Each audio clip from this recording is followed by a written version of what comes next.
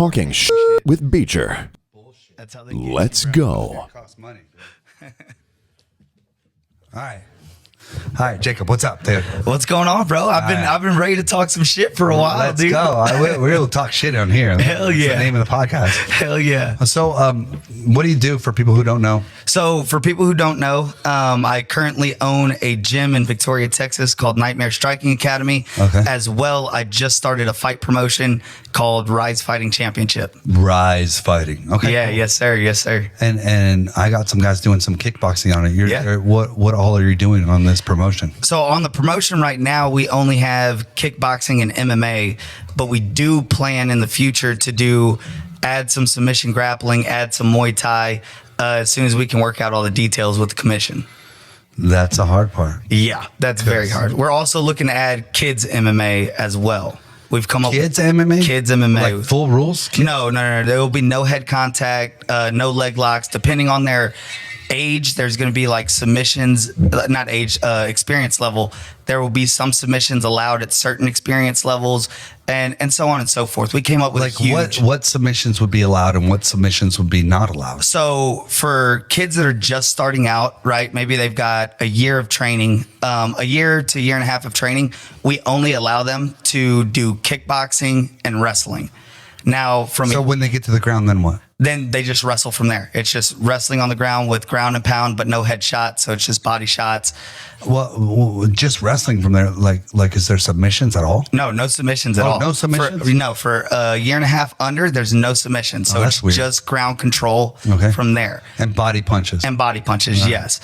Then once you get from the year and a half to 3 year phase, we allow choke submissions. So no joint manipulations, no leg locks, no arm bars, no kimuras, nothing like that. Just chokes, your rear naked chokes, guillotines, head and arm chokes. And then from 3 years plus, full rules, but no leg locks and no head strikes for kids. For kids, how old? Until what age? We're looking to do ages 8 to 17, because at 17 you can start doing full rules. So we want 8 to 17 right now is what we're looking for. All right, that's cool. Yeah, we're working on all the rule set. We're trying to work with the commission to get this through. I own a gym. One of the toughest times for us in our kids program is when football starts and baseball starts and all this, because they can go out and compete in those sports. They can't compete in our sports right now. So we want to give them a platform to where they can compete and on a bigger stage than, football and all this other stuff. Like, oh, you can buy this kid's pay-per-view. You know what I mean? Dude, but it's the commission, and I don't know what it is. And look, I am certified to be a referee and a judge, but they won't let me because I corner people. Yeah. So I went through it took me a year process. And then like, nope, you can't do it. And I'm like, what?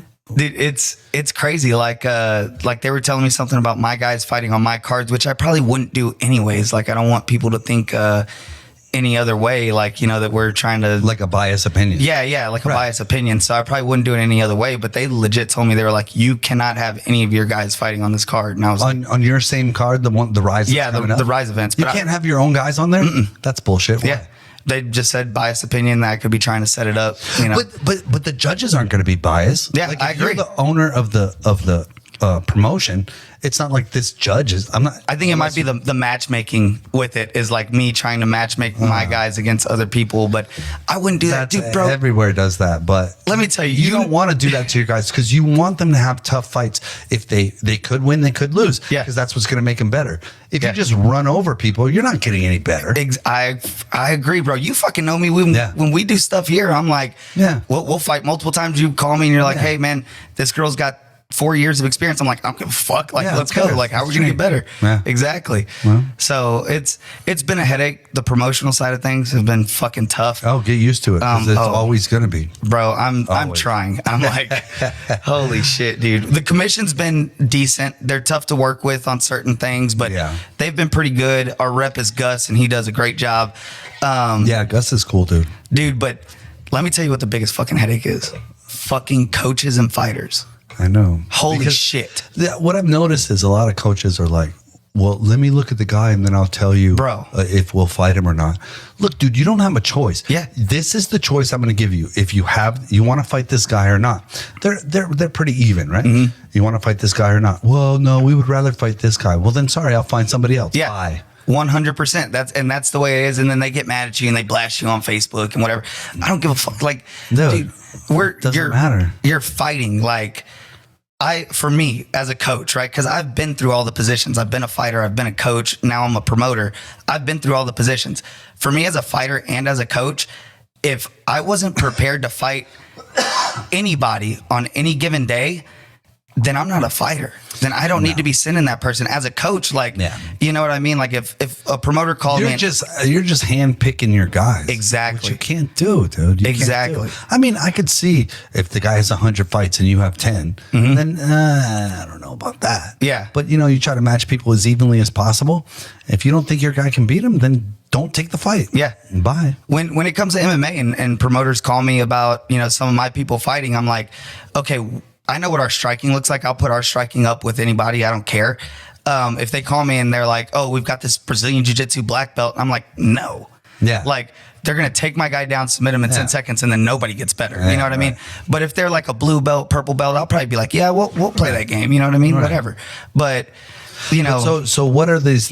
When is the next Rise? So the first Rise, our inaugural event, is going to be February 2nd. Okay. Then we've got 3 other events planned throughout the year, with just more and more build up. Are they all going to be in Victoria? All of them are going to be in Victoria the first year, and then our second year we're planning 4 events in Victoria, 2 San Antonio, 2 Corpus. Okay. Yeah. So this first event on February 2nd, what all kinds of fights do you have on there so far? We've got kickboxing and MMA right now. That's all that they're going to allow us to do for now. Yeah. And then what are you plan to add grappling on there? Yeah. Submission grappling and then Muay Thai. As soon as we work out all this. They won't let you do kickboxing and Muay Thai? No, because supposedly Muay Thai has to have Muay Thai certified officials and Muay Thai certified judges, and it's such a dude. It's such an unbelievable this is my theory, and I've had this theory for a while. I don't know if it's true or not, but look, the commission get paid, I think, a salary. Yeah, I'm not sure, but I think they get paid a salary. So if I deny all these fights, you can't do this and this, fuck you. You can't do this and this, fuck you. I'm still getting paid the same for doing no work. Yeah. But if they allow you to do all these fights, they allow you to do smokers, they allow you to do all this stuff, all commission, all sanction, they have to do a bunch of work and they get paid the same. So they're like, no, we're not. Yeah. That's my theory. That could possibly be true. I know that whenever I talked to them, they said limit to 4 events per weekend is their thing. In all of Texas? I believe in all of Texas, yeah, because they can only sanction. They only have so many bodies to sanction. Yeah, they said at most 4, but maybe they could squeeze 5 if everybody's on board, nobody's sick, something like that. Right. They said they could do that, which I was like, whatever. They were like, it's first come, first serve whenever your event. So I put all 4 of my events already in. I was well, that's how you're supposed to do it. Yeah. I mean, if you can get venues and all that, that's tough. Yeah, it's already stressful, isn't it? Oh, bro, you have so many times. I have an idea. That's why I don't do it. Yeah, so many times, bro, that I'm like, I probably shouldn't do this anymore. I've burnt a lot of money. Oh yeah. I'm like, maybe I shouldn't do this anymore. But then I remember why I started. I'm like, I want to give people a platform I didn't have. So, I'm like, just keep pushing through. The more you do it, the easier it'll get. You know what I mean? Yeah. So. But the commission, they haven't been too much of a problem with me. It's the rule set thing that's kind of been tough. Yeah. But nah, dude, the coaches and fighters, I'm fucking... Dude, and a lot of things have to do with the rule set and people being certified. And bro, you don't have to be certified. Like, oh no, you have to take my certification course once a year in order to be a referee. But I refereed 800 fights already. And they're like, but you have to do it every year. Why? So you get paid every year? Yeah. So you have 800 people paying you $400 every year. You're making money off of this. That's why. Yeah. You have to be certified though. Fuck you. Yeah. So the rules haven't fucking changed at all in 80 years, but you're making me renew over and over again. So what? I'm going to forget the fucking rules? Like, come on, bro. I know. That's what America's about though, is making that money. I agree. It's crazy, dude. I agree, dude. So what did you do before this? You worked for Duke? Yeah, I worked up at Rufus Sport for about a year and a half. Duke is awesome, dude. I love Duke Rufus. I love Duke. Duke is awesome. He's a great dude. Yeah. I'll tell you this, Duke is a crazy motherfucker, dude. Oh yeah. Duke is fucking, to be in this business, you have to be, and especially he fought on like the highest levels and everything. And, you know, he came from a family of fighters and all that. So yeah, Duke's fucking crazy, but he's the fucking best, dude. Yeah, he's a good dude, man. Yeah. I loved working up there. I loved working with the guys. I honestly, if it wasn't for my brother having my niece, I'd still be up there right now, you know? Yeah. Yeah. My brother had my niece, and I never had aunts and uncles growing up that were like super close. And so I told myself, like, you know, I already had 3 nephews, but they live an hour and a half away. So it's hard to see them. Then my brother, who lived in town, had my niece, and it's just like, oh, bro, like, I can't miss her growing up, you know? Came back to Victoria. To Victoria, yeah. Cool. Yes, sir. For now. That's cool. What do you mean for now? No, just, we'll see where life takes us, bro. Yeah, for sure. When opportunities pop up, I fucking jump on them. I think that's one thing that separates me from other people. Well, I used to be that guy. It's every couple of years it was time to go. Yeah. Where? I don't know. Yeah. Go that way. I mean, we just talked earlier, you know, Kieran offered me a job, and I was like, that's not bad. They have successful gyms out there. The CSA gym is what we're talking about, you guys, and they have successful gyms. Yeah, and I thought about it, but then I was like, man, California. Ugh. Yeah, that's the thing. Then you have to live in California with all these fucking liberal people. Oh, bro, you can't have guns, and guys can be girls, and no. Bro, I'm not even gonna lie to you. Even in Milwaukee, right? Yeah. Even in Milwaukee, I got in trouble for saying ladies. I was like, how? People Why? would check this out, bro. That's the polite way of addressing a woman, bro. Well, like, not even that. Like, I was kind of using it in like they were kicking pads, right? And I'm like, come on, ladies. And it's a group full of guys. There's a couple girls in there. I'm like, come on, ladies. The GM has to pull me aside, and he's like, hey, man, you can't really do that. It's kind of derogatory towards the women. You guys should have seen my class earlier. He's laughing. I'm cussing people, bro. It was you know what, dude? If you can't take a little jab and stuff and racist and whatever, bro, we're all friends, dude. We're all, racist jokes here and there, guy, girl jokes, whatever. It's a gym, dude. We punch each other. Who cares? 100%. I'm on board with cares? When they pulled me aside, I was like, you're fucking shitting me, right? Yeah, and then he was like, nah, bro, like, we really can't. I was like, oh, God. Oh, my I was like, I really got to watch what I say, because I can be a loose cannon from time to time. Who cares? Everybody knows we're just joking, dude. It's just fun. For real. Yeah, that's crazy. Yeah, that was Milwaukee was like that? Yeah, Milwaukee, bro. No way. Yeah. Oh, dude. I wasn't expecting it. I'm like, do you guys even know Duke? Dude, oh, fuck, dude. I wondered that, too, because I was like, dude, I've trained under Duke for a while before moving to Milwaukee. I was like, how in the fuck has he made it? If I get in trouble for that, how the fuck has he made it? Because it's crazy. Sure. Yeah, but I mean, we're all like that, dude. You got to be yourself, you know? Yeah. And I don't take anything overboard, but we just have fun with it. Yeah. So we're doing this rise, and then you have your gym in Victoria. Yeah. Yeah? Yeah, Nightmare Striking Academy. I've been running that since moving back from Milwaukee. Okay. You know, I fucking love it, bro. I love coaching. Like, coaching? That's cool. So much, bro. So much. Like, sometimes, dude, everybody's like, you know, it's an easy job. You only work a couple hours a day. Dude, I work 16 hours a day. But there's satisfying parts of it. Like, I have people that hit me up once every couple months. Dude, you changed my life. I taught you how to punch people. Yeah.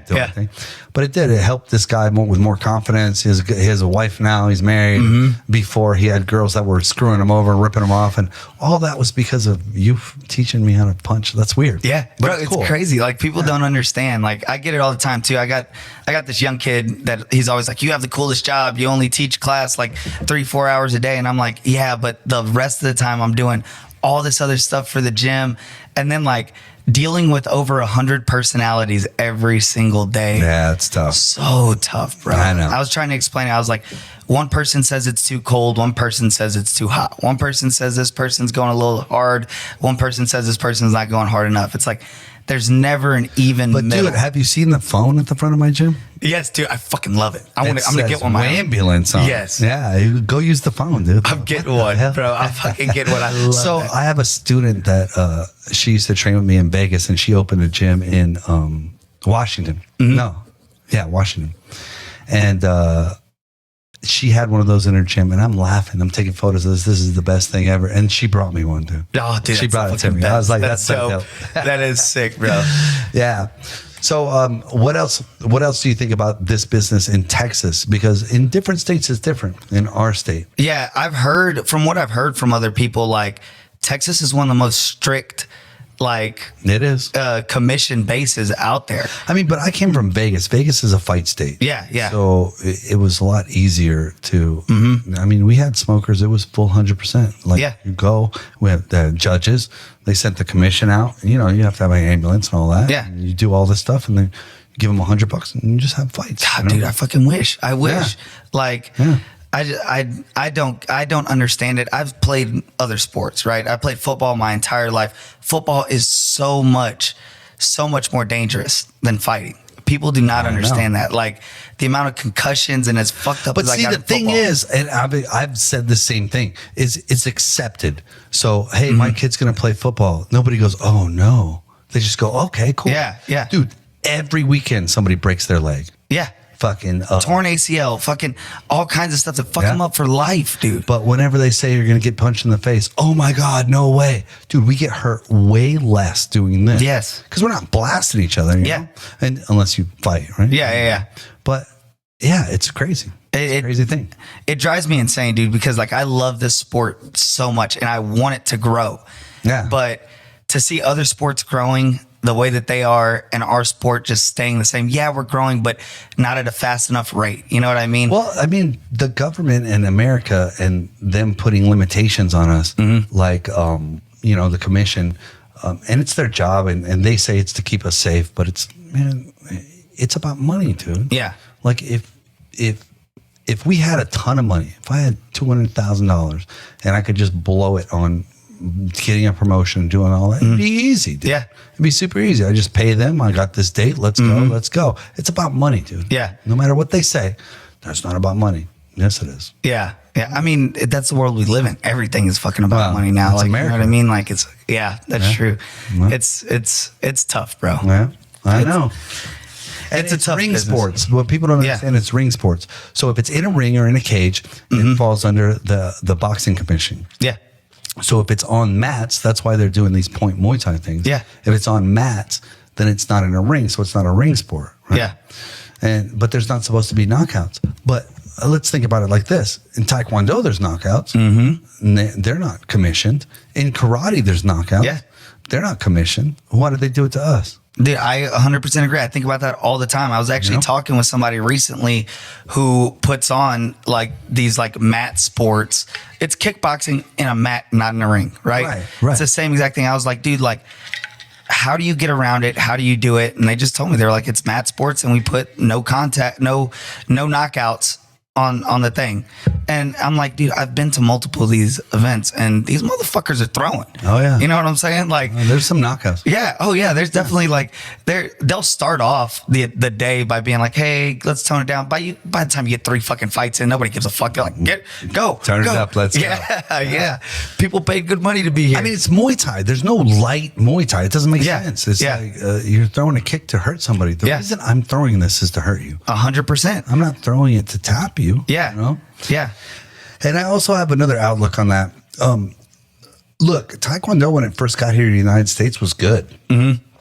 But when they turned it into a point, what people figured out was if I have a fast kick and my toe touches you, I get a point. So I don't have to kick you hard. All I have to do is touch you. Yeah. So it totally watered down the sport. Now it's pretty much garbage. You know?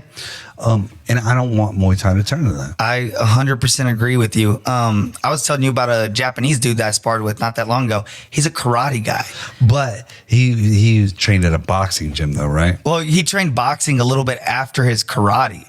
But dude, I used to think karate was bullshit, right? So like I'm coming up in the sport. I mean, there's some good karate. Dude, Kyokushin is that's what he did. He's a Kyokushin guy, but a real fucking Kyokushin guy. Not one like, dude, that guy fucking changed my entire outlook. And me and him talked about it. He can only speak Japanese, so we spoke through a translator, and we talked about it. And he was like, karate in America, bullshit. Like he would tell me it's bullshit because it got watered down, dude. Exactly.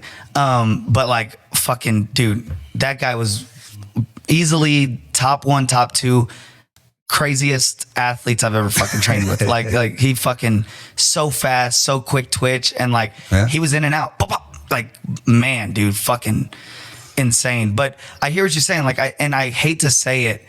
I had the conversation with Duke too while I lived in Milwaukee. that Muay Thai is going in that direction. Like it's becoming very, very watered down. We want it to move fast, but not so fast that it's destroying the sport, you know, that. But see, you got these guys, I'm not going to mention any names, but you got these guys that want to do this because they're money makers. They're businessmen. They're in the sport because they're in it to be businessmen. And I'm happy that people make money doing the sport. But when it starts hurting our sport, then I don't like it, you know?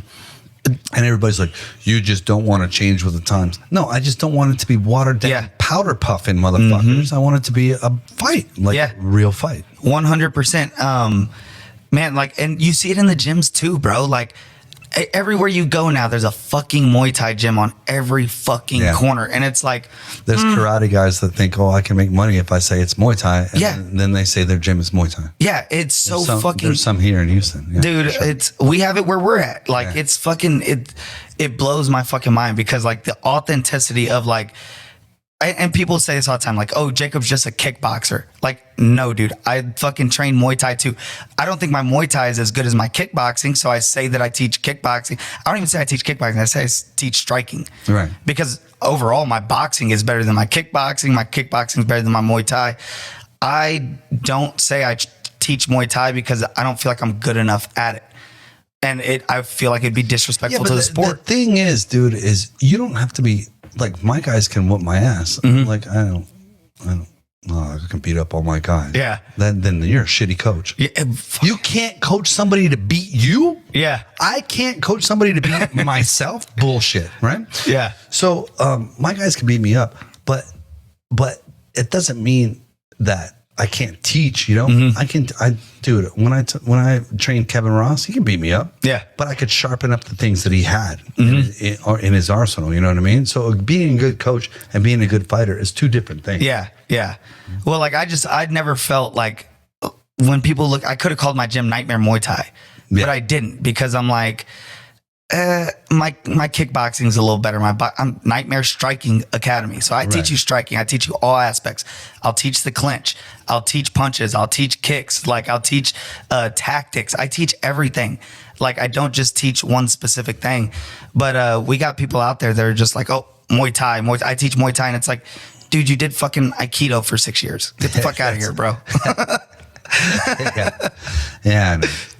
I know, but at least, you know, it's pushing our sport is what I mean, on a positive outlook. It's pushing our sport forward, you know? Yeah. It's just all this watering down. And no matter what, all you fucking assholes, oh, you just don't want to change with the times. You're just old school bullshit. I just don't want it to be watered down. Dude, and I change with the times too, but I keep it as real as possible. Like there's a belt rank system in my academy, but I have one too. Yeah, people don't know this. The system is for me.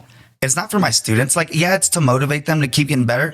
But me as a coach, I know if that guy's got a gray belt, that means he still needs to work on these punching aspects. If this person's got a yellow belt, okay, they need to better their kicks, their defense a little bit more here and there. Like the system is for me to know what to teach these people and what I need to look at based upon where they're at. Like it also helps with motivation. Yeah, 100%. Like you have motivation. I want that next color. You know what I mean? When I did jiu-jitsu, I did jiu-jitsu for a lot of years, but like I want that next belt. Yeah. I want a blue belt, bro. I want a purple belt. You know? Yeah. And I didn't care what belt I was. I just wanted to be able to wear it. Yeah. You know Yeah. 100%. I can confidently wear this belt, you know? Yeah. But it still makes you, bro, I'm a brown belt. Bro. Yeah. You know, like, yeah, that's cool. Dude, and that's the thing is like, even in my system, right? Like the highest I've ever ranked somebody is a purple belt. Okay. In my system, all the way to black, right? I've only ranked somebody a purple belt because I watch karate and I watch all these other places and it's like 50,000 black belts on the mat. I'm like, get the fuck. Dude, we got a karate school. No, you know what's the funniest thing is when you see a 7-year-old with a black belt. Oh my God. Dude, there's no 7-year-old on this planet that could beat me up. Yep. Sorry. Dude, in my ranks, because I got a system for my kids too, they can only get a green belt. They can't go any higher because I'm not going to have kids walking around with a black belt and people being like, oh my God, I beat up this black. No, dude, that's not the fucking way that it works. But yeah, dude, like we have a school in my town that literally their slogan is building leaders one black belt at a time. All that says right there. That's a karate school? Yeah. You're selling black belts, bro. Oh, for sure. They're selling them. And then they have I don't give a fuck, bro. I'm going to say it like it is, right? Go ahead. They have a fucking... Look at the name of my show. Let's go. Yeah, let's go. They got a fucking... So this is the way that their system works. This karate system works, right? Okay. You come in, you do your classes, whatever. If they like a kid, right, they're going to go up to the kid's parent and be like, your kid is amazing. They should be in our leadership program. But Dude, that's been a sales tactic for a lot of years. To be in our leadership there's a program. black belt program too. Yeah. Well, that's the thing. And they're like, you got to sign a 5-year contract with us. 5 years? 100%. 5 years. But they get a free uniform. They got to sign a 5-year contract with us. Now, here's the way it works. They take them through those 5 years, right? Say that they do stick around for all 5. Let's just say that they do. Okay. And they get their black belt. Okay. Now, as a black belt, you're required to teach a class in order to keep your black belt. So, bro, so now they don't have to fucking work. They've got these people working for free to keep their black belts. And they paid 5 years. And they paid 5 years, bro. Look, dude, I had some people come. I used to own a gym across this freeway over here. And I had some people come and train with me, a guy and his son. And they had trained at another gym, which I'm not going to mention, for 5 years. And they signed a 5-year contract. Bro, I can barely get people to sign up for 12 months. They always think the worst. Yeah. 5 years, they couldn't throw a jab. Bro, I can show you how to throw a jab in 30 minutes. Yeah. And you be good at it in an hour. And I want to shake them like you got ripped off for 5 years. Yeah. You signed the contract and they're done. They didn't even, they couldn't throw a jab, bro. Yeah. 5 years. Dude, I had somebody come to my gym from another school there and they were like, oh, I've been training for 2 years. Right. And they were training with one of my students and literally my students told him, he was like, you need to go back to that gym and get your fucking money back. Yeah. Because you didn't learn jack shit. Yeah. Like, bro. I know. But that's how watered down the sport's getting, bro. Yeah. Like it's getting to that point to where it's like, let's sell people whatever, whenever, just to keep them around and just to get them to sign up, just to keep them around so that way they could keep making money. Fuck what it does to the world of Muay Thai. Fuck what it does to the world of striking, to the world of MMA. Like, dude, it's fucking ridiculous. Now, dude, as a fucking promoter, you would be the amount of people that register with my organization that put independent as their gym, that they fight for themselves. So they fight out of their garage? Yes. And immediately the moment, so when they register with us, we get an email and it goes directly to our roster, right? I immediately go into our roster to find that person and delete them. Yeah. No, fuck. So you've seen my smokers where it says no garage fighting? Yeah, yeah. There you go. Dude, I need to start putting that on all of our shit because the amount of people. We're in here to get each other better, to make each other better. You win or lose a fight when you compete, it gets you better. Yeah. You know, but you compete against some garage fighter and you smash somebody, you're gonna smash that dude. Yeah. You're not gonna get better. Yeah. Dude, I used to get shit for it too, because like I'm very picky and choosy about who I spar with, right? Yeah. Anytime that I go somewhere, I'm always picky and choosy, and people would always be like, "Oh, you'd never spar with me," and I don't want to like. If I'm at Rufus Sport on a Saturday, I'm finding the best motherfuckers there to spar with. Of course. Every time, and like it's hard to tell somebody like you just didn't make the cut, bro. Yeah. Like you weren't the guy. This is what sucks about combat sports. You know, I am really a brown belt in jiu-jitsu and I've been doing Muay Thai a long time. This is what sucks. In order to get better, you have to get beat up. Yeah. And you don't have to get like, you know, like cracked and rocked and all that. But you have to be sparring with somebody that beats your ass. Like when I did jiu-jitsu, I was always wanting to go with the black belts, because when I rolled with Lovato every day and then somebody else was like, dude, doesn't that get like disheartening? Because, you know, he smashed me, of course. Yeah. And I was like, yeah, but how about me and you roll and just run through him. Yeah. That's what makes you better. Yeah. And it sucks, but that's the fact. Yeah. Dude, I love Lovato too, because we became an affiliate while I was up there. Oh, yeah? Yeah. And like, I don't ever train jujitsu. I know some jujitsu, but you know, whatever. He came up there and dude, he took a couple of my like Muay Thai classes. Duke called it Muay Thai. I fucking just taught whatever I felt like. He took a couple of my Muay Thai classes and came up to me afterwards. He was like, bro, your classes are amazing. He's like, I love this. Dude, that dude, like if he loses a match, my brain doesn't wrap around it. Yeah. Like I've rolled with that dude and I can't do one thing. Yeah. Not one thing to that dude. Not Yeah. at all. It's crazy. Dude, I look at him and as a 30-year-old, I'm like, fuck, I wish I looked like him at 25. Yeah, I'm like, for sure. Holy fuck, sure. bro. Just like, Well, man, he's been doing it his whole life. His dad used to teach at his gym, at our gym when I trained them. And he was a student, you know what I mean? Yeah. And now he's, the coach. yeah, he's he's awesome. And he's a great dude too. He's a just ninja. Like, dude, he's awesome to fucking hang out Straight with. ninja. Yeah. So what do you plan on doing with this rise? What's the big plan? Man, the end goal is, so I started Rise because I was a fighter. Okay. And as a fighter, dude, I always wanted like a promotion that was going to push me. Right. Okay. Somebody that was going to like give me the exposure and give me the roadmap to how to get to like the next fucking level. Okay, I'm going from an amateur. How do I sign a management company whenever I'm ready to go pro? What promotion do I fight for as a pro that's going to take care of me and give me the right fights at the right time? Not going to set me up to get fucking murdered. Wow. So I was looking at all that. Right. And when I decided to start Rise, I was like, I'm going to be what I wanted whenever I first started out. That's cool. So that's cool. With Rise, what we're doing, bro, is we're going to put amateur fighting on the biggest stage. Like, we're going to give the fighters the biggest exposure. I mean, you saw we came in here and shot a bunch of stuff for your guys. Yeah. We're going to give fighters the most exposure that they've ever gotten for an amateur fight. Hopefully, there's some other shows. Texas Muay Thai is good too. Yeah. But it's always comes with problems, commission problems, venue problems, fighters dropping out because they're not getting paid. Yeah. So they just dip whenever they feel like it.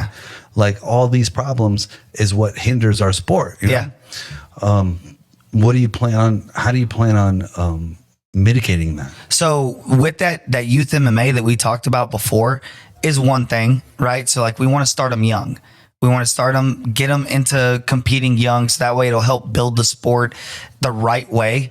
And then as far as like fighters not getting paid, we're doing a compensation program. So we can pay fighters to sell tickets, to be our salesman. You can't pay them for the fight. Not for the fight. Pay them for selling tickets. For selling tickets. Right. So we're doing, a lot of people don't do that, dude. They don't do commission programs because they want to keep all the money to themselves. Of course. Dude, fuck that, dude. Like, of course. If they're going to bring me. But you will make more money if you give them like, let's say I give you like $10 a ticket and you sell 100 tickets. Well, I made 100 tickets worth of money. So you'll make more money because they want to sell more. Exactly. Because they'll make money. Exactly. And this is going to allow them to push themselves. A lot of fighters, if you're not giving them the exposure as the promoter, they're not going to feel the need to go push themselves either. You know what thank I mean? you. So look, let me throw this out there at you.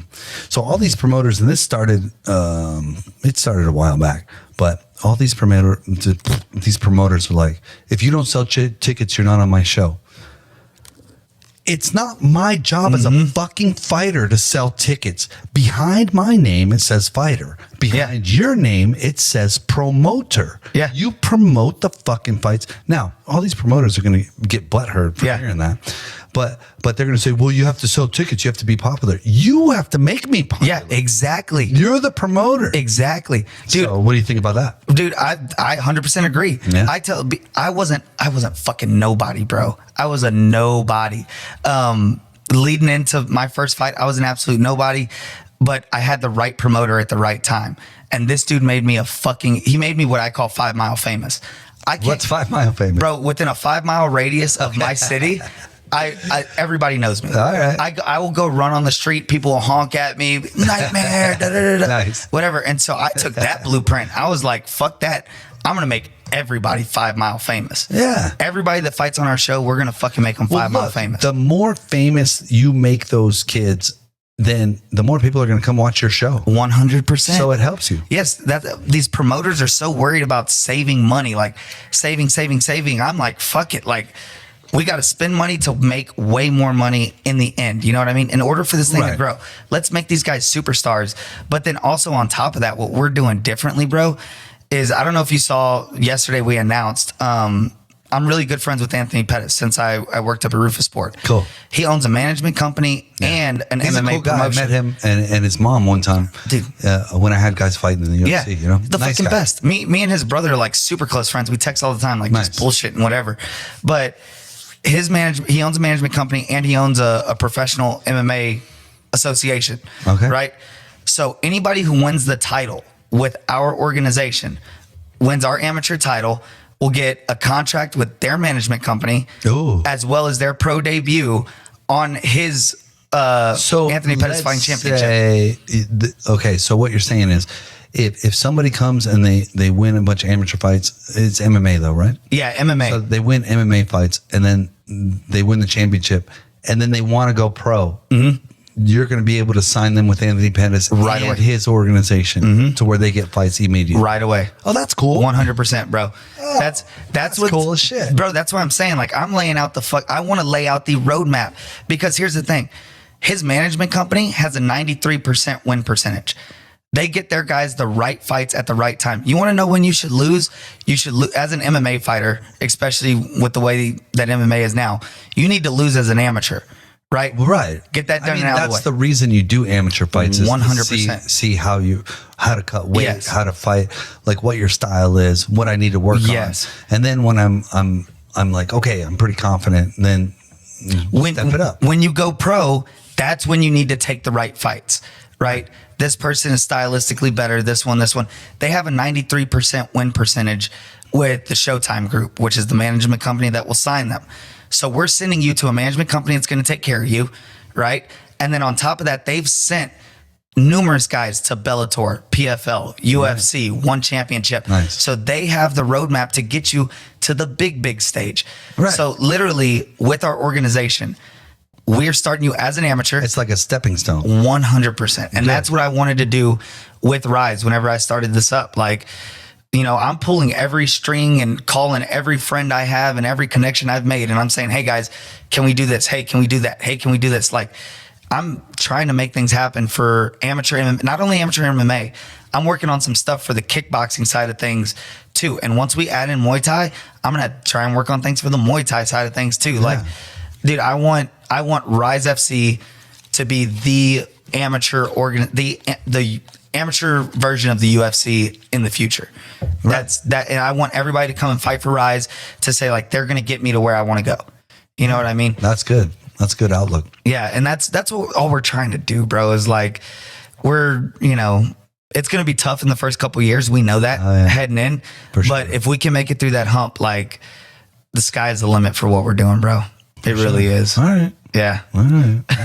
That's good. You have a good plan with it. Yeah. We're trying, bro. Most people don't. They just say, I want to do a show because I want to make money. But that's the thing is everybody thinks about the money and they think about like, I want to fucking put on my Facebook, I want everybody to make money. Yeah. But man, you gotta build to making money. Well, and then that's again with the promotion thing. Like these guys want to cut every fucking corner and they want to go on Canva to try and build their fight posters. It's like, no, hire a graphic designer, dude. Yeah. We have a graphic designer with us. We have a head of talent relations. We've got a media guy. Like, hey, I make some cool shit on Canva, man. Don't tell me. Hey, don't get me wrong. Just kidding. I still use Canva myself. Some of the stuff that you see on Rise is from Canva, but for like fight posters and stuff, for fight posters, we have a graphic designer. She does all of our shit. She's the fucking dopest, bro. Like, I send her and her boyfriend a text, and I'm like, hey, I need this done. Boom, gets done like fucking 10 minutes later. It's fucking dope, bro. Cool. That's cool. Yeah. So what's the first venue? The first venue is going to be at the Victoria Community Center Dome. It holds about 1,000 to 1,200 people. Cool. All four of our events are going to be there. Okay. Number one, it's my hometown, but number two, like I'm trying to get a feel for this thing. You know what I mean? Yeah. You gotta get a feel out for it. Yeah. And if you need a bigger venue, that's a good problem to have. Yeah. You know what I mean? And we're planning on that for 2025. But also with that Anthony Pettis thing, dude, I completely forgot. October, we're doing 4 title fights. Anthony Pettis is supposed to be in town. We're working out all the details, but he says he's going to be there. All right, cool. He's going to be there to hand out the contracts for the first 4 titles that these guys win. We're doing a tournament. Oh, you're doing tournament, and the winner gets the title. Winner gets the title. We're taking the top 4. Wait. Hold on a second.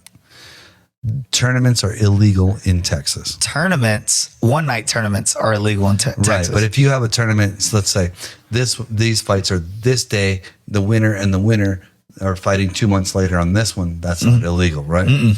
Right. Nope. Yeah. So that's what we're doing is we're doing our semis. And Are you sure? Because yep, I talked with the commission about it and everything. yeah, because for some reason tournaments are illegal. Yeah, I talked to the commission about it. We're doing a Grand Prix tournament for our titles. All right. Now they're amateurs, so we can't hold them to it.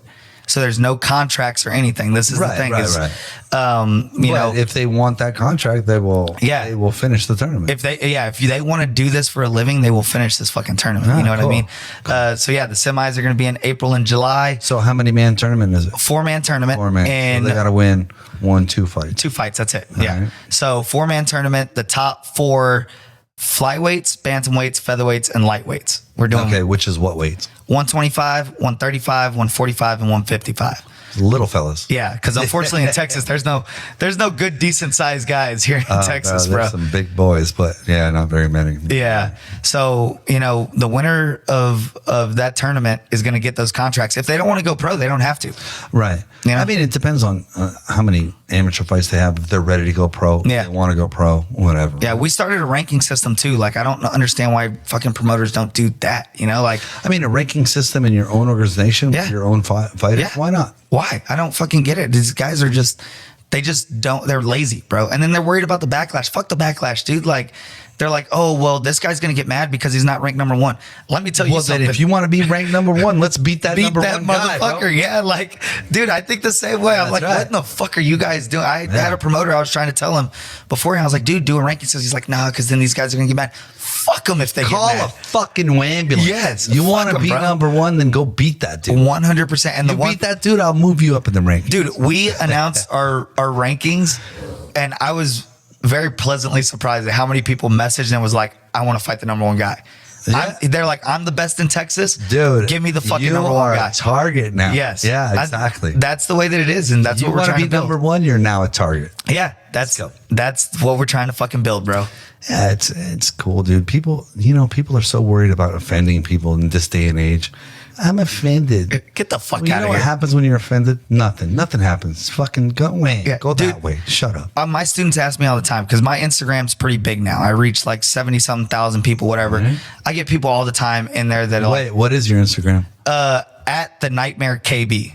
At the Nightmare KB. Yes, Okay. yes. I get people all the time in there, right? My top students are females, and they're younger females, right? And so they're also employees at my gym. Okay. So I use them for demonstration, and we just record it and we post it online. That's all it is. I get people all the time. They're like, "You're a fucking pedophile. You're Oh, God. Pat Barry 2.0." They're like, God. "You're a fat fuck," like all kinds of stuff. And then like my students are like, "Doesn't that bother you?" And I'm like, why the fuck would it bother me? I don't give a fuck, Yeah. bro. Like, I don't care at all. You know, it's the same thing with being offended. I grew up in Hawaii, so they don't like white people. Yeah. It's just, that's normal, right? Yeah. So, like, I would, somebody called me Howley or whatever, right? Mm-hmm. And they go, do you care what that person thinks about you? And you're like, no. Mhm. Who cares? Yeah. Like, you care so much about what that piece of shit thinks about Dude. you? No. Okay. Who cares then? Go. That's what I tell him. I'm like, you think I'm going to get upset that some dude's in his fucking grandma's basement whacking off to my content Yeah. and he's like, calling me "You're- names? You're a pedo." Yeah. Like, what you thinking about, bro? Yeah, exactly. What you thinking about? Because Dude, I'm not doing that. I went at one dude like that too. He's like, you're using these girls to sexualize them. And I'm like, you're obviously the guy that's sexualizing them. Cause You're thinking about sexualizing. yeah, I posted them because they're talented at what they do. I'm holding pads for them. They're talented at it. Like, get the Not fuck only out of that, here. it gets you views, bro. Yeah, You know, yeah. and if it gets you views, that's the whole point of social media, right? 100%. Yeah. But nah, it's crazy how fucking sensitive this world is, dude. And So dumb. bro, I Maybe I'm old, but it's so, I got butt hurt. Oh, fucking cry. dude, my kids class knows I don't put up with shit. Yeah. I don't fucking, I don't teach the kids. you don't, bro. I'm telling you, But I do sometimes. Yeah. I keep it to a minimum. I don't do that with the kids. when I Kids are moved, kids, dude. I mean, when I moved back down from Milwaukee, Yeah. I wasn't going to have a kids program. I ran into one of my kids at the mall Yeah. and she was like, please come back, please, like whatever. And I was like, okay, we'll do a small kids program, Right. but I'll coach them how I want to coach them. Right. Right. And I did that, and bro, our kids program is fucking massive. Yeah? We got like 30, 40 kids in a class at that's one time. good. It's fucking insane. But they know I don't put up with no bullshit, bro. Like they start crying about shit and I'm like, hey, you got two choices. You can sit there and cry about it, or you can get the fuck back up and do stuff. Like, because I'm not going to put up with it. Like, that I tell them all the time, especially like 5 and 7 year olds, I'll be a little bit lighter on. Right. Like, they'll get hurt. I'll go up to them. I'm not going to be like, oh, what's wrong, buddy? No. I go up to them and I'm like, hey, what's up? And they're like, oh, I hurt my foot. And I was like, all right, dude, you got two choices. You can either stop crying or I can cut it off. Which one do you want? And they're like, don't cut it off. And I'm like, all right, so you're going to stop crying? They're like, yeah. And I'm like, all right, let's go. I do the same thing. You know? I don't cuss around kids or anything like that though, but you know what I mean. Yeah. I mean, dude, it's gonna hurt. Muay Thai hurts. Dude, and the parents love it too. Like people ask me all the time, they're like, what's the demographic for kids at your gym? And I'm like, we don't look at, well, dude, I was like, I don't look at the kids. I look at the parents. Are the parents going to let me coach their kid the way that I want to coach their kid? If not, then there's another gym down the street that plays fucking touch butt over there. You can go and he goes plays touch butt in the park. Yeah. You can go play touch butt over there. I'm going to teach kids how to fight, and we're going to train hard, and that's just the way it is. And our kids program is fucking stellar. I think that's what parents want, dude. They want their kids to be able to defend themselves in a real situation. Yeah. This bullshit where I'm going to go and they're going to stop hitting you is wrong. No, that's not what's going to happen. You're going to have to learn how to block a big bowler punch and throw a straight right hand. Yep. You know, and that's what I teach. I've had numerous fucking parents come to me and they're like, hey, my kid got in trouble at school today. He got into a fight. And I'm like, okay, tell me the story. He got in trouble because he won. Dude, I'm like, tell me the story. They're like, oh, well, they kept pushing my kid. My kid punched him in the fucking face. Yeah. And I was like, okay, so what's wrong? Yeah. Like, nothing. So and they're like, oh, well, they said that he takes self-defense classes and that he shouldn't do that. He should know to de-escalate so what should he the situation. Do? Just let him push him around? Yeah. What about the kid that was fucking pushing him? Like, yeah, he should be in trouble. How about that? Yeah. That kid should get extra ass whoopings now. Like, I know. It's fucking crazy, bro. The world we live in now, I'm like, oh. I know. I don't even know where this conversation started. But it's just how it is, dude. It's the same thing in Texas, mutual combat is legal. Yeah. So if I say, you want to fight? And he says, yeah, we can fight. And there's a cop right there, the cop will go ahead. Yeah, fuck yeah. But the problem with that is, if I whoop your ass, he's going to say, I never said mutual combat. Oh, God. You know, when they call the cops and you'll get in trouble, you'll go to jail. Yeah, 100%. It's crazy the way that people are these days, bro. Like, if you win, now, if they lose, they get butthurt and they try to get you in trouble. Yeah. Well, I have that talk with my demographic of adults. I say adults, but are like teenagers, right? It's like ages probably 16 to like 22, 23. So they're still a little immature. They do stupid shit. I tell them all the time, dude, from fucking Roadhouse. I took it from Roadhouse. Nobody ever wins a fight, bro. No. Like, especially a street fight. You could beat somebody's ass and you beat their ass, but they're going to go around and tell this story and that story. Yeah. And they're going to file lawsuits and this and that. Nobody ever fucking wins, bro. Just if they put their hands on you, beat the fuck out of them. Yeah. But if they're not touching you, then just leave it alone, dude. Yeah. Just fucking walk away. Be the bigger person. Not only that, you go to jail. And it's not worth it. I'm tell you how I know that. I'm just saying, if you beat somebody up, you'll go to jail. Yeah. That's it. Yeah, it's jail not sucks. fucking worth it's it. No good. Yeah. I've never been, so I'm trying to avoid that myself. Yeah, me neither. All right, look.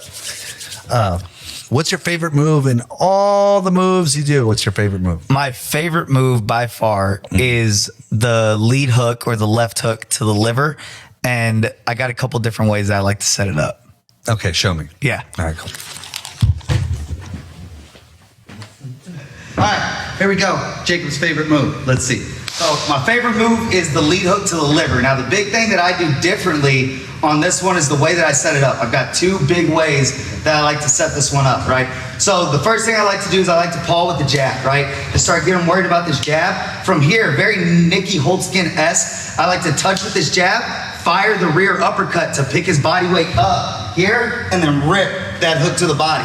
Now, important whenever I do this though, a lot of people throw this uppercut and they bring their whole body up like this. I can't get back down to the body like this way. So I throw this rear uppercut, boom, and I shift my shoulders 45 degrees here. Now I can drive through on that lead hook to the body. I always tell my students, I like to go from the liver to the shoulder, right? And I want to bounce. So that's the trajectory of my arm and my fist. but I bounce off that liver shot right there. Yeah, let's turn this right here. Okay, so again, I like to pause with this jab. I like to get him looking at this, and rip, right there. I use the rear uppercut to bring his head up, and then rip that body shot from the liver all the way through the shoulder and bounce off of there. That's the first way. Second way I really like to set this up is again off of that pawing jab, pawing, and then I come with a big overhand fake, boom, and then right here it's set up wide open, boom, again, liver shot all the way through the shoulder. That's my favorite shot right there. So the one with the right uppercut and left hook to the body, the first time I seen that, which I should have seen it before that, but I didn't, was Triple G. Yes. Hits that a lot. Yeah. He knocked out a bunch of guys with that. Yeah, yes sir. Good moves. They're really good moves. I do both of those too. Yeah. So right uppercut, left hook to the body, and then fake the overhand. Fake the overhand. To make them turn. Yep. And then left hook to the body.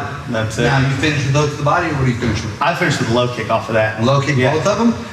Most of the time. Sometimes what I do like to do though is if they're starting to anticipate this right here, and they'll block, boom, boom, boom. Right, same hand up? Yeah, same hand. So I'll touch here, bounce up with this uppercut to pick them up, and cross takes them off right off of that. Okay, cool. Yes, sir. So do the whole thing. So like paw, boom, boom, boom. Right there, yeah. I'll touch. Nice. There you go. That's a good one. A lot of my style is very boxing-esque. Oh yeah, dude, I love that move. Yeah. I watched like I said out there, I watched Triple G do that move, and I was like, oh Yeah, dude. Why did I never think of that until I saw Triple G do it? You know what I mean? Dude, watching Nicky Holtzkin do it, I'm like, Nicky fucking- Holtzkin. Oh, dude, he knocked out a couple people with that too. Yeah. Bam. Yep, dude. Yeah. Dude, it's weird because a long time ago I had somebody say, "Oh, you stole that move from me." Dude, I stole every move I know from somebody. A fucking man, dude. Not one move, every move. I mean, I've made up a couple here Yeah. and there, but 99.9% of moves I learned from somebody. 100%. Like, You stole that. yeah, 100%. I told you whenever I came in here today, I was like, Mark, I'm only here to steal your drills, bro. Let's Like, go. 100%. Dude, if it works for you and you knock somebody out, that's now your move. Yeah, I fuck told it. some of my guys knocked some dude out. Dude, I knocked him out with your move. I go, that's your move now. Yep, That's it, 100%. dude. Yeah. So look, in fighting, in all of fighting, like MMA, kickboxing, whatever, Muay Thai, what's your least favorite move? Oh, my least favorite? Fucking. What do you hate? Okay, the fucking spinning shit is one fucking. Dude, have you seen my combat corner shirt? The no spinning shit? No spinning Yeah, shit. fuck yes, dude. I need that written on my fucking walls. No, I fucking hate Dude, you spinning can shit. get it from combat corner. No spinning shit. Yeah, dude. Really huge. I love yes. it. I Oh my love god. it. No spinning. I fucking hate spinning shit and like boring clinch. Like I like the clinch when you're active, but well, I mean, clinching if you're just good to at the hold. clinch, right. Yeah, clinching just to hold. Like if you're not kneeing me, elbowing me, I'm the kind of guy Or that. how about patty cake knees? Oh my god, These. dude! I fucking. It has to be effective. That's Yeah. not effective. Yeah, I like. Dude, there's coaches that tell their guys. to I do that. know. You're gonna get points if you patty cake. Yeah, Like, no, you're not. It doesn't hurt. I'm the kind of guy. I'm the kind of guy. If I'm fighting somebody and they're better in the clinch than me, then please fuck me up. Like beat me Dude, up. but you're punching and kicking someone to hurt them. Yeah, If I'm throwing this knee and it doesn't hurt, it's worthless. I agree, 100%, dude. All right, that's good. So, so far you haven't had your first show yet, No. but what is it that you hate about this business? Okay. So far, you haven't even had a show yet, but I've touched on this a little bit. okay, go. Fighters and fucking coaches, man. Like in what capacity? The capacity of pulling fighters off, not liking matchups. Like, dude, it's, oh my God, it's the fucking Oh, I know. worst, bro. The amount of fall offs, and just because, like, dude, not too long ago, I posted, we had an agreement on a matchup. I posted their fight pictures. I get a message and it's like, hey, man, we're going to go ahead and pull this guy. That guy looks like a beast. You can't tell if somebody can fight by what they look like. Bro. You can't. You see Triple G out and walking in the streets, you'll be like, I'll beat that dude's ass. No, bro, you won't. I fucking hear you. Yeah, it's just crazy. Like, I would match guys, right? Yeah, that's my dog. God damn, Stanley. I need to get him a fight, dude. I matched guys. It was 1-1 versus 1-1, right? Okay. Sounds like a good matchup, right? Yeah. Coach said no. The other guy was too good. Well, I mean, Bro, I'm telling Look, you. dude, when I first moved here, I had all my guys do a smoker at Corley's. And I was like, all y'all are doing it. We support all the gyms here. That's what we do, right? And we go over there, and he has the list of all these people, and there's the table's full of coaches. And they bring me up there, and I'm like, yeah? And they go, hey, we're thinking about matching up your guy with this guy. How much experience does your guy have and all this shit? And I go, I'm watching all these coaches like this. I go, listen, my guys will fight anybody in this building. All right. So whenever you match them, let me know. I'm going to be upstairs. And I walked out and they matched them and my guys did great. You know, it's smoker, dude. You match them as closely as possible. I mean, you know my outlook. Like I said, dude, we've done your smokers before, and like we walk in, and it's like, but dude, whoever. You try to match people as closely as possible. I'm not matching somebody, you know, with 8 years experience with somebody who just 6 months. You're not doing that. You make it close. You could win, you could lose. But you better fight hard. You better fight good that night. You know. Yeah. I'm not about that shit. Yeah. But anyways, so let me ask you this: what in life do you love? Everybody says family. I know that. See, and I always preface it. I should preface it with besides your family, because look, dude, you're supposed to love your family. Yeah. You know? I mean, come on. Man, what in life do I love? I love my fucking gym. I love fighting. Yeah, dude. I love life, bro. I love fucking living. Like it sounds stupid. Like people say stupid shit like that. Like it's hard to find, dude, especially for Americans to love life, dude. That should be a priority of everyone's, man. Dude, I wake up every morning and I think about how fucking grateful I am. I get frustrated all the time with stupid shit and I get mad and then I fucking sit back and I think and I'm like, you know, like I'm good. I can walk, I can run, I can fucking I've got all these good things going on in life. Like, fucking be grateful. So I wake up every morning fucking grateful, bro. That's cool. Grateful. That's cool. That's good to have. You should be able to teach that to people. I try, bro. I try all the time. I get people all the time that come to me super negative, and I'm like, bro, you're fucking breathing right now. Be happy. You know. And a lot of it, once you get older, it happens a lot too. Just trust me. Look, worrying about things you have no control over is dumb. Yeah. But we all do it. Like, man, I don't know what's going to happen in the economy because we have this idiot in office, and you can't do anything about that right now. Yeah. Do your fucking best. Let it go. Because you can't do nothing about it. So why are you stressing yourself about it? Yeah. But it's hard, dude. Dude, I get mad a lot, and then I tell myself, I'm like, it's done. It's happened. You have no control. Like, there's nothing you can do. Just be the best you now. Like, you know, whatever it might be. What with a promotion, with classes, with whatever, you know, just fucking love life, bro. You know what I mean? Like, just fucking love it, dude. All right. I need that too. I get frustrated and tell people off. Yeah. Nah, whatever. Okay. So what in life do you hate? Oh, fucking money. You hate money? Dude, here's the thing. Now, I knew this. I have this conversation. You can't hate money. Bro, I have this conversation with people all the time. It's not that I hate money. Okay. It's that I hate what money does to people. Oh, for sure. It's fucking disgusting if you think about it. Like, for example? So there's this saying out there. It's like, money makes you more of who you are.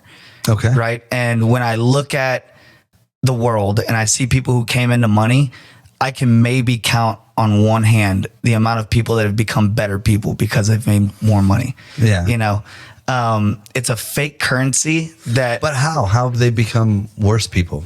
The more money you have, the more of an asshole you become. How though? Like, the personality wise, the way that people act, the way that they carry themselves. They act like they're better than you? Exactly. Yeah. And it's like, bro, because you have a higher number when you log into your bank account, you think you're better than me, and you're not. No, not like when I die, when both of us die, me and that other person die, they're not going to talk about how much money we had in the bank. No. They're going to talk about who we were. Unless you give it to them. Yeah, unless you give it to them. They're going to talk about who you are as a person and the things that you did for other people. Yeah. That's what they're going to talk about. Yeah. So the way that money changes people, the way that, you know, money does things to people.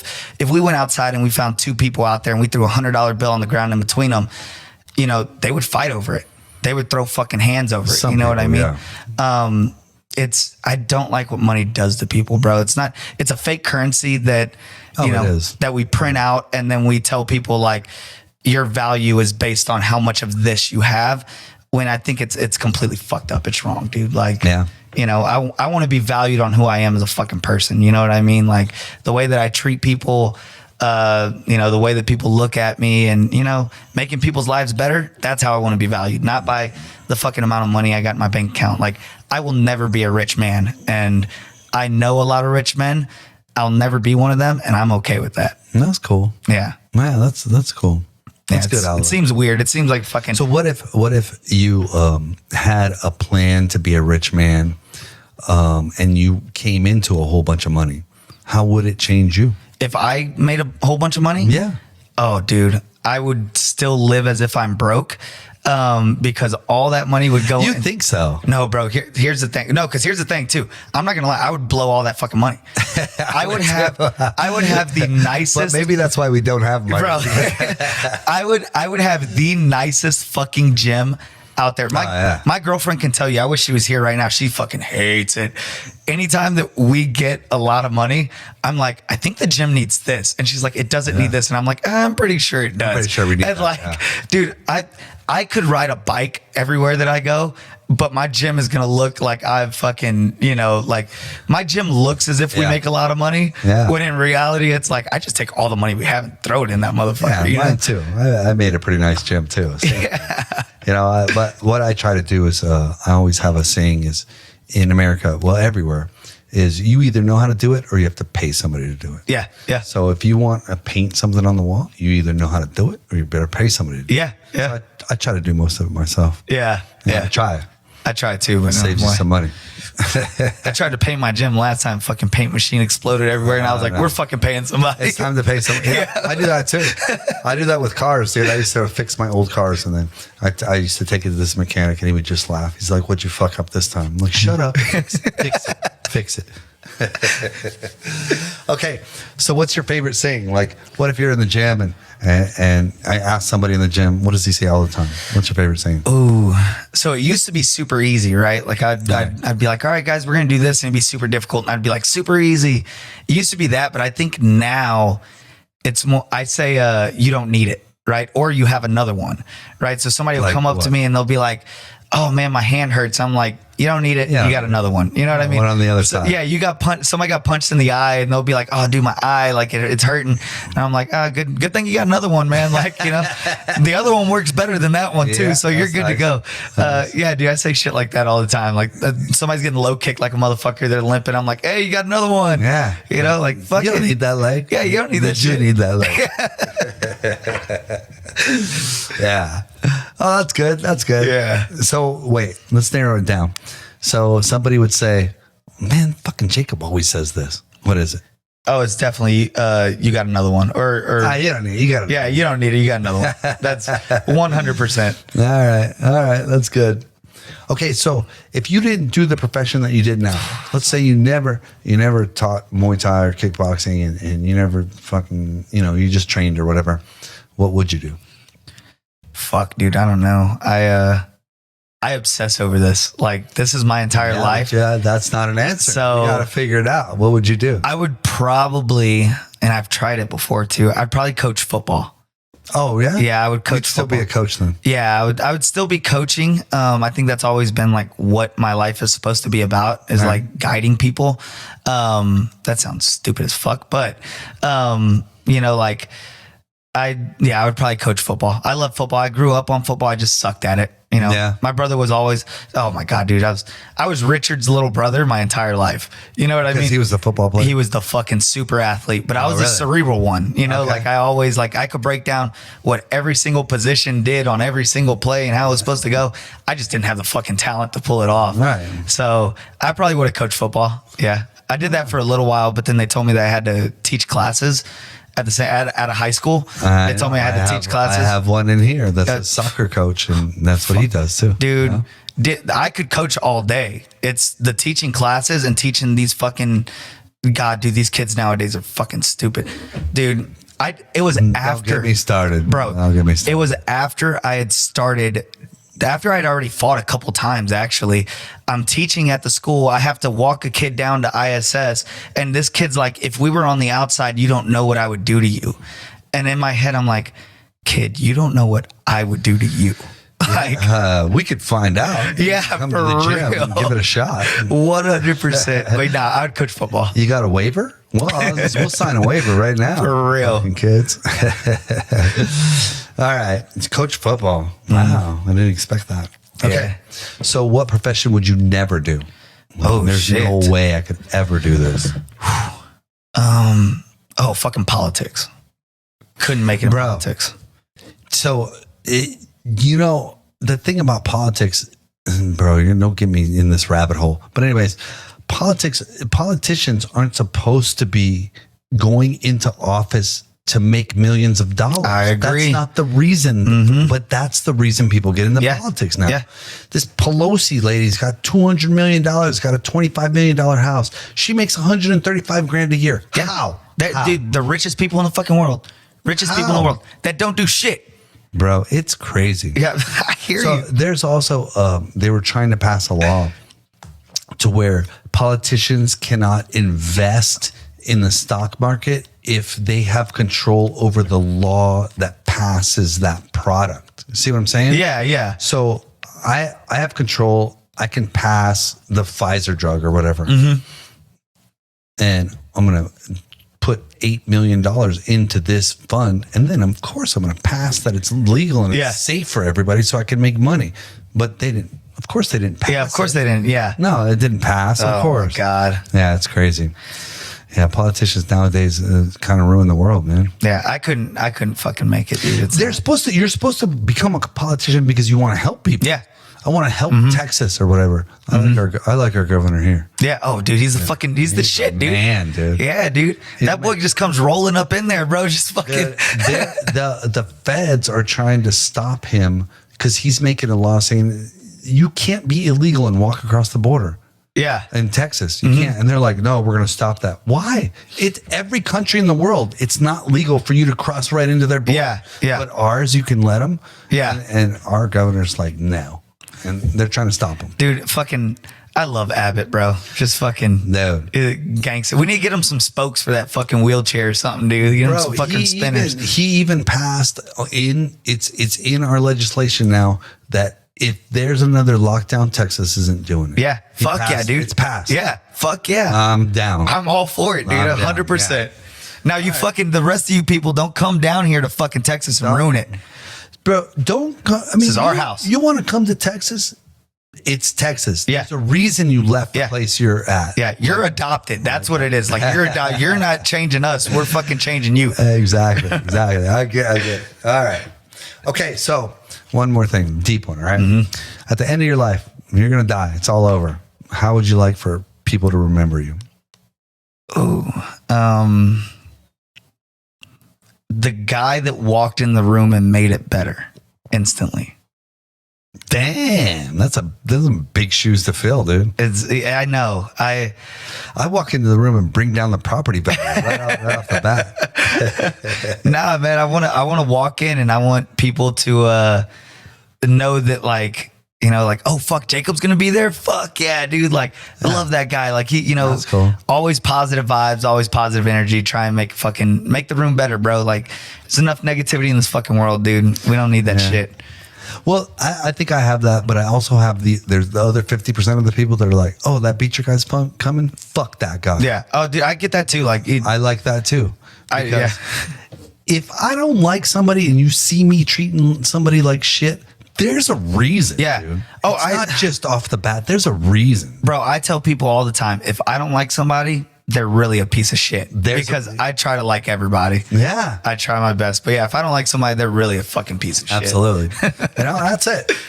All right. So, when's the next promotion? So February 2nd is our inaugural event. Where's it at? Victoria, Texas, at the community center. We're calling it the Thunderdome. What day does it start? Thunderdome. The Thunderdome. 2 men enter, 1 man leave.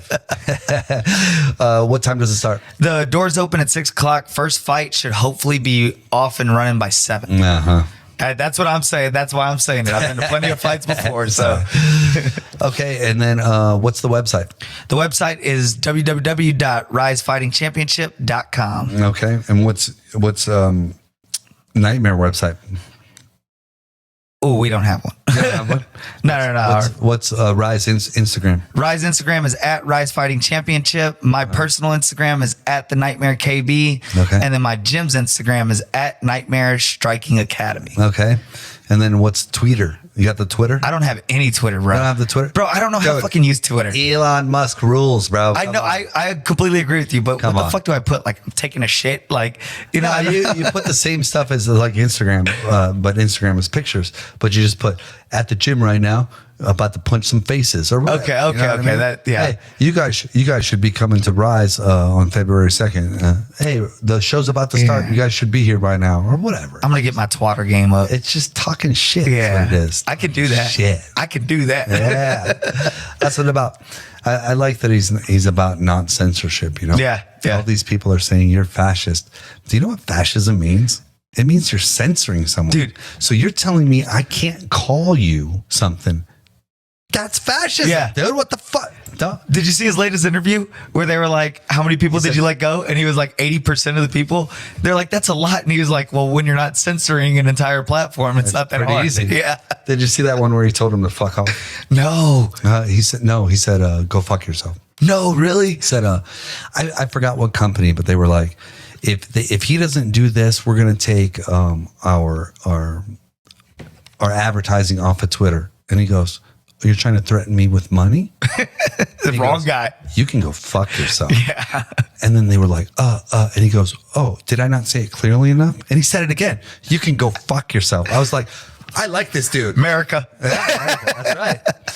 Yeah, dude. I mean, come on, man. Live life as a good person. That's it. Done. 100%, dude. Well, dude, I appreciate you coming out. Yeah. Thank you so much for having me, Pretty bro. fun, huh? Yeah, absolutely. Yeah, well, yes, yeah, sir. Cool. So, that's about it. Good job, dude. Thanks. Thank you, brother. All right. Yes, sir. Cool. Yeah. Thank you, boss.